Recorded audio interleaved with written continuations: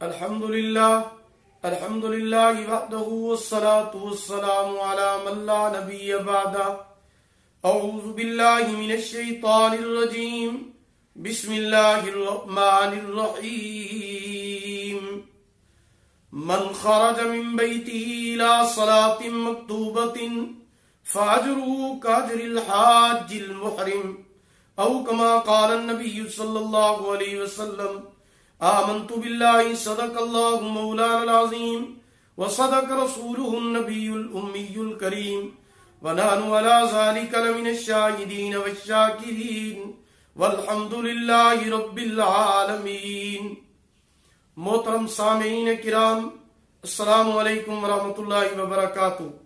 حضور اکرم صلی اللہ علیہ وسلم کا ارشاد گرامی ہے کہ جو شخص حج کرتا ہے، فسق و فجور نہیں کرتا، اس میں برائی نہیں کرتا، ارکان و واجبات کو پورا کرتا ہے، پھر جب وہ واپس لوٹ کر آتا ہے تو فرمایا کہ وہ ایسے ہے جیسے اس کی والدہ نے اس کو آج ہی جنا ہو، اس کا کوئی بھی گناہ باقی نہیں رہتا. اس لیے درد دل کے ساتھ دعا کریں کہ یا اللہ ہمیں بار بار حج بیت اللہ نصیب فرما.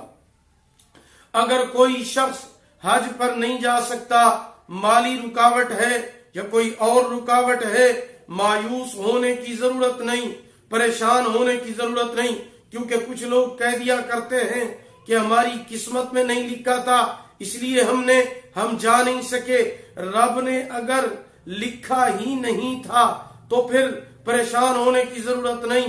رب نے نہیں لکھا تھا تو کوئی کائنات کی طاقت لے جا نہیں سکتی، اور اگر رب نے جانا لکھ دیا ہے تو پھر کائنات کی کوئی طاقت روک نہیں سکتی.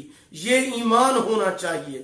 لیکن میں آج آپ کو اس ویڈیو کے اندر ایسے 5 اعمال بتانا چاہتا ہوں کہ آمنہ کے لال رحمت دو عالم صلی اللہ علیہ وسلم نے فرمایا کہ جو شخص یہ 5 عمل کرتا ہے اللہ پاک اسے حج کے برابر ثواب عطا فرماتے ہیں. 5 اعمال بھی آسان ہیں اور مختصر ہیں لیکن ثواب حج کے برابر ملتا ہے. پہلا عمل جو حج کے برابر ہے، حضور اکرم صلی اللہ علیہ وسلم کا ارشاد گرامی ہے، من خرج من بیتہ الى صلاة مکتوبۃ فاجرہ کاجر الحاج المحرم. جو شخص فرض نماز کی ادائیگی کے لیے باوضو ہو کر گھر سے نکلتا ہے، امام الانبیاء رحمت دو عالم صلی اللہ علیہ وسلم نے فرمایا ایسے شخص کو اللہ پاک حج کے برابر ثواب عطا فرماتے ہیں.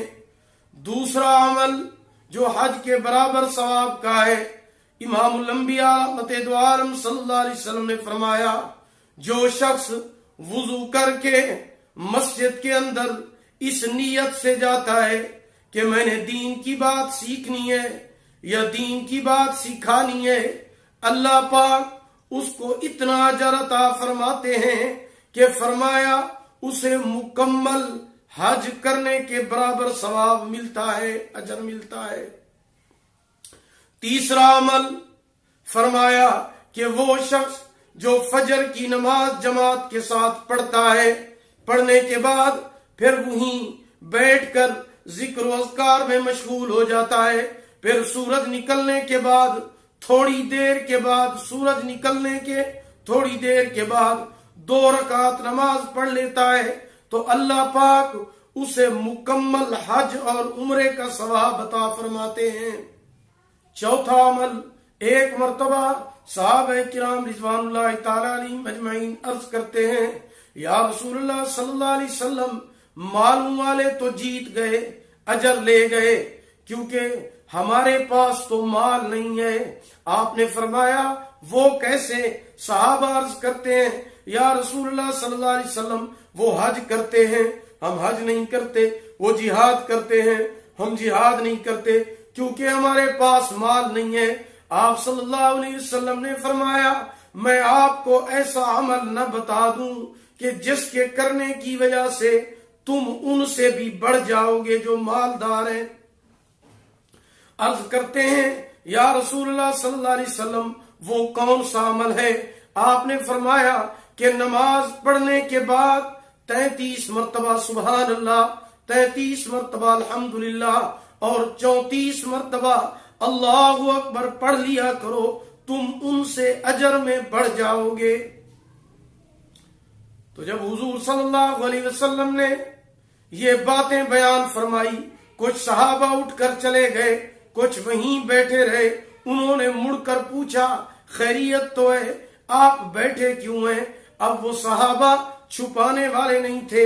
آج اگر آپ کسی بڑے سے بڑے تاجر سے یہ سوال کریں کہ بھئی تمہیں جو تجارت کے اندر اتنا نفع حاصل ہوتا ہے اس کی وجہ کیا ہے، وہ تاجر آپ کو جواب دیتا ہے کہ اس میں بہت بڑا راز ہے جو میں تمہیں نہیں بتاتا۔